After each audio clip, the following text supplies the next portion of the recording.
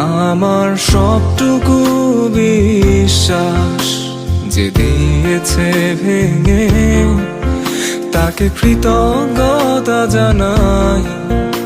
সে দিয়েছে আমার অন্ধ চোখে আলো, যার বিশালতার মাঝে আমি একটুকু পাইনি ঠাই।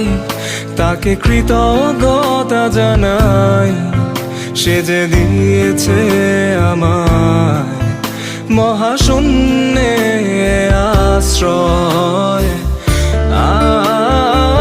আমার সব অপূর্ণতায় যেন হয় আমার শূন্য পথের প্রতি শ্রেয়তম আশীর্বাদ।